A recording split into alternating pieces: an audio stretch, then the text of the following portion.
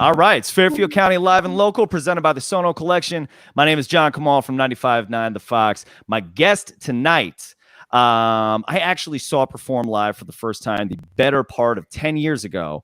And I intentionally kept that piece of information secret from her until this exact moment. It's Ada Pasternak, singer-songwriter, lives in LA or is based out of LA right now, but from Fairfield County originally, sort of, which we'll get into. Ada, thank you for being here today. My pleasure. Thanks for having me. Yeah. So, and I kind of kept that. So I interviewed Will Vega from The Acoustic about, oh my gosh, I want to say a week and a half ago, because The Acoustic's been in trouble. And I told him about the first night that I went in there, or the first couple nights that I went in there, open mic and seeing Darian. And I said to him specifically, I was like, I saw Darian. I saw, all the people from the Pocket Hotties before they were the Pocket Hotties. I saw, who's the girl with the violin? And then he said, oh, yeah, Ada. And I was like, yeah, right. Her. I saw them. And it was incredible to see just all of this amazing talent around Fairfield. And I've gone into that. But it was serendipitous that a couple of days later, our mutual friend, Drew Angus, connected us. Yeah. Right. Small world. Very small world. Very small world. I also like that your email account what is it? The girl with the violin, right? No, it's Ada, the violin girl. The violin girl. There it is. Yeah. Do you want to know how that nickname came to be? Is it because you play the violin? Yes and no. Yes. Yes, I do. Yes, I do want to know. But it came to be because I met a street musician in New York City about 4 years ago. 4 years ago, I think. And he travels the world with the piano. His name is Dotan, and his YouTube channel is Piano Around the World. So he must be a very strong man. He doesn't look like he's strong, but I guess he's kind of strong. That was a travel the world with a piano joke. I'm so sorry. Continue. Okay. Terrible joke. Okay. Haha. You get a pity laugh. Yeah, thank you. I appreciate that. Anyway, so I met him on the street while he was playing piano, and I had my violin with me. So we did a street video, and it was filmed. He had a guy there filming it, and he put it on YouTube, and it has 8.9 million views, which is insane. So yeah, a lot of like my fan base is from that. But the point is, in the video, he calls me a violin girl.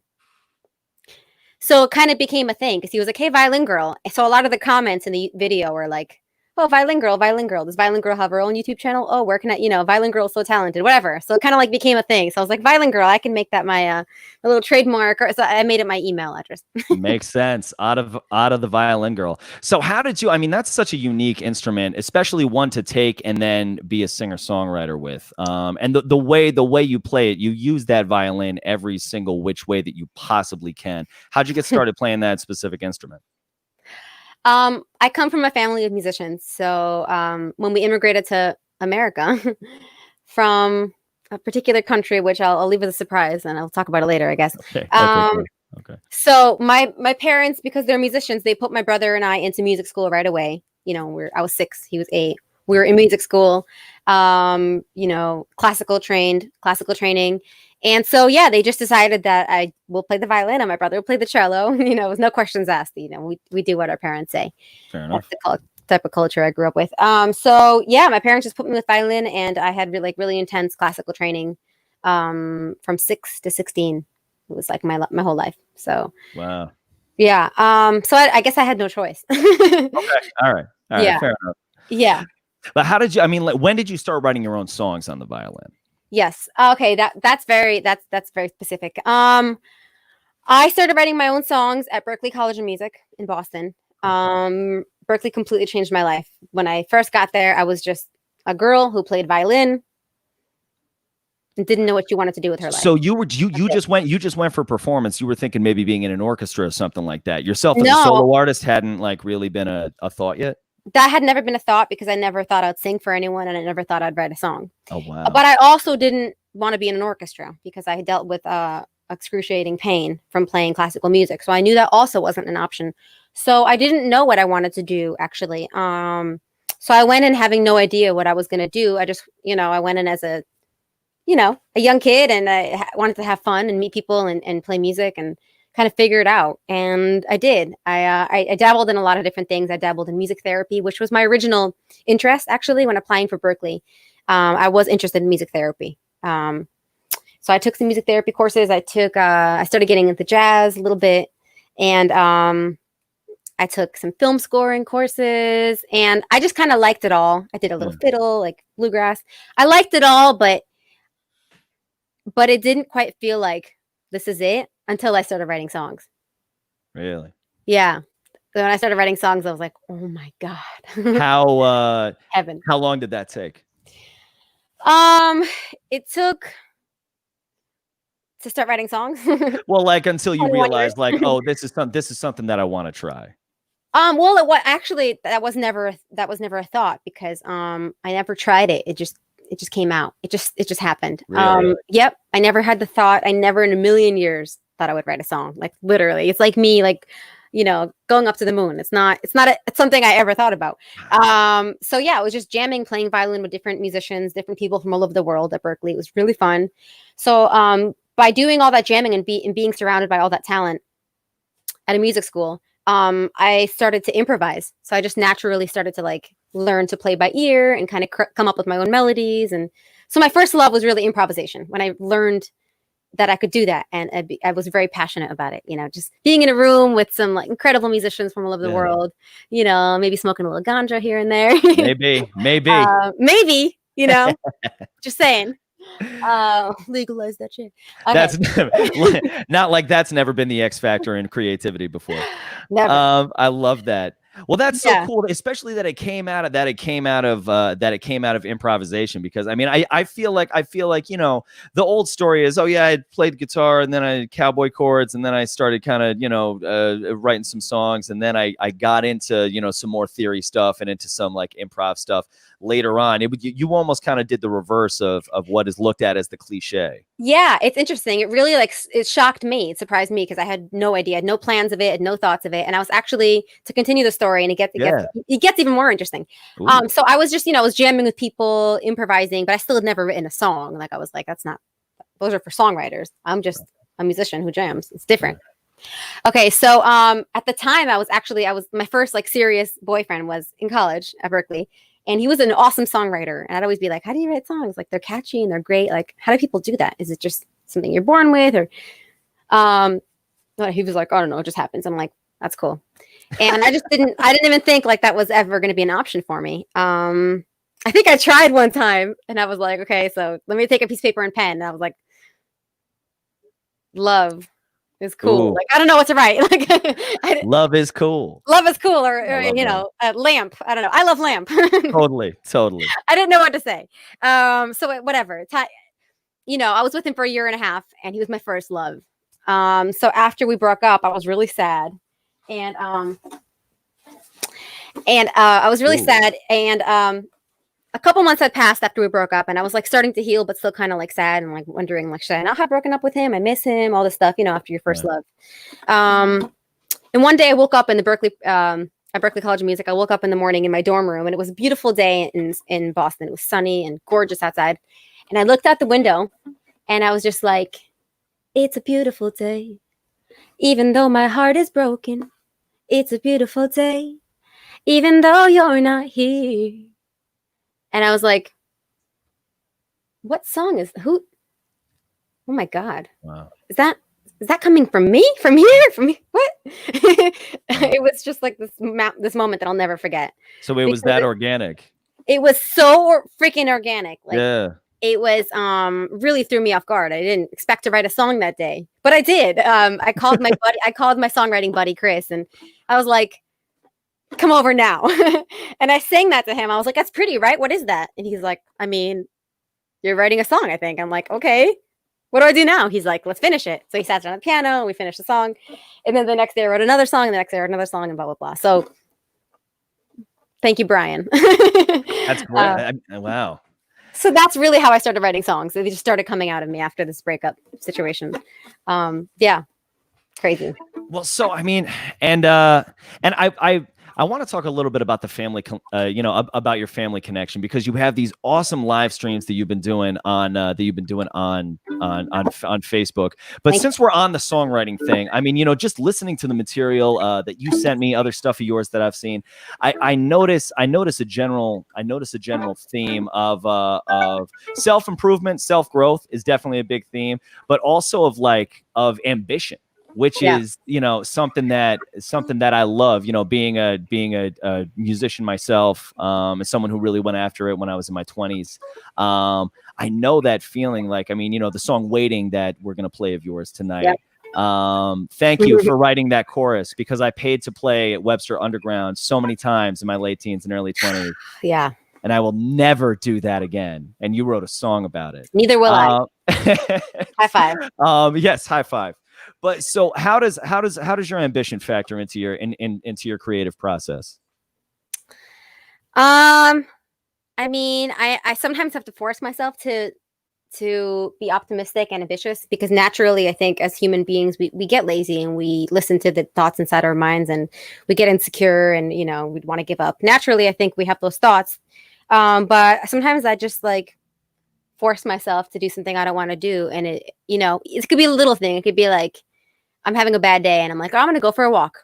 I'm going to put on some sneakers and go for a walk. And it turns out to be a beautiful day, and it shifts my mood, or you know what, I'm just feeling anxious right now. I'm going to take a cold shower and just smile, or call a friend, whatever. I mean, I don't know if I'm answering the question yet, but also, I think so. Yeah. Yeah. I mean, yeah, I don't know. Well, because I hear the narrator in your songs constantly say, I mean, like you just said, I'm gonna get up and I'm gonna take a walk. I'm gonna do something about the negative mood that I'm in. I mean, I think in Perfectly Imperfect, you talk about, I'm gonna I have to paraphrase because I don't have your lyrics memorized yet. I will soon. I will soon. But I'm working on this. I'm working on liking myself more. I'm doing this. I mean, you have your perspective as a songwriter has a clear goal to it, and I think that's something that I connected with, at least personally. That's great. That makes me happy. Yeah, I mean, that's really why I make music. I guess that's why I make it for myself, but I think that's why I share it. Well said. And one of my goals for the future and for the present is to share more music, because I've written a lot of songs and I've only shared like a very small percentage of them, and I don't know why. Maybe it's that voice inside my head, but I want to start sharing more music because I know it connects with some people, which is great, which is a beautiful thing, and that's the best thing about art. It connects with somebody. Yeah. And for people who are just tuning in, by the way, I'm talking to Ada Pasternak. She's a singer-songwriter based in LA, grew up in Fairfield County. If you're interested in the songs that we are talking about, you're going to hear 3 of them at 9 p.m. on 95.9 The Fox. But before we get to all of that, I mentioned your family before. And one of the, I mean, this whole Corona thing has exploded live streaming in a big way, but you kind of bring us inside your experience of you're staying at your parents right now. I know you said you're going back to LA very soon, but for right now you're staying with your parents, and your mom and dad and your brother. You're all this family of musicians, and you mentioned before that your parents had you in music school from a young age. You also mentioned that you emigrated. Where'd your family come from? Immigrated. Yes. We immigrated from the Soviet Union. We immigrated from Moscow.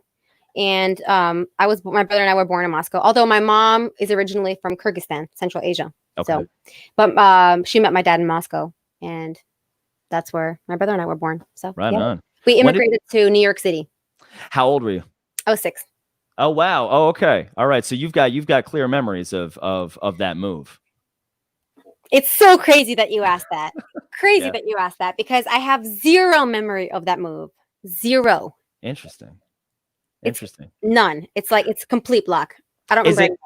So do you have anything from living in Russia, or is it just, or does life start in New York City at age 6? I remember my grandma, my dad's mom, who she didn't immigrate with us. She stayed in Moscow. I remember her. And I remember the apartment we lived in a little bit, very vague. I remember maybe a couple of my mom's friends vaguely, not much. not much. I retain the language because kids at that age do, Yeah. especially if you hear it and you practice it. But I don't really remember that much from Russia. I don't really remember much from New York City either. We lived there for 2 years when we immigrated before moving to Connecticut. Okay. I remember some stuff, but I don't think I have the best memory in the world because there's a lot of things that, I mean. Well, that's a lot. That's a lot at a young age. That's a lot of major, not only, landscape, but also cultural change too. So I kind of get that. Yeah, I think maybe I was shocked, different language, different people, different house. I think it was all just maybe shocking for me at that age. So maybe that's why I don't remember it. Definitely. But I mean, to get back to these live streams, it's so cool because your mom, your dad, your brother, they're all fantastic musicians, and you guys play a really eclectic, cool mix of different stuff. I mean, like I was watching the one today, and actually I posted it up for people who follow 95.9 The Fox. I posted that today. And I heard, I think in the beginning, something that sounded like a Russian folk song or something like that, into Bridge Over Troubled Water, into Waiting, I believe, which is a song that you're gonna hear tonight. So how do you guys decide what you're gonna play? Okay, so for the first, I've been quarantined here since March. So for the first maybe like 5 or 6 Sundays, the show on Sunday afternoons that I decided to do with my family, we had specific themes. I would just come up with themes, or my parents would come up with an idea. So we did, we did Disney music, we did my original music, we did music for movies, we did Broadway tunes, we did Russian music. So we'd have a theme, and then I decided to do a show dedicated to requests. So just taking people requests, which is fun, but it can get overwhelming. I'd imagine. Because a lot of times we wouldn't know the requests, and then people would email me, be like, "Can you learn the song?" And I ended up like learning a lot of songs I didn't know, which is fun, but it's like I'm doing this for free, so send me a tip, There's the rub with live stream. That's the problem. Yeah. So I'm in the process of coming up with a way for me to maybe do like a monthly Zoom concert for my patrons, so people like who actually like support me in that way. Nice. I'm still coming up with the logistics of it, but I think I'm gonna start doing less Instagram lives and more Zoom concerts. Well, and so because I mean the show's coming up in just a couple of minutes, and I do want people to be able to check out your music. But what do you have coming up now? I mean, you said that you're heading back to LA pretty soon. What does the future hold? I plan on just recording as much as possible. Okay.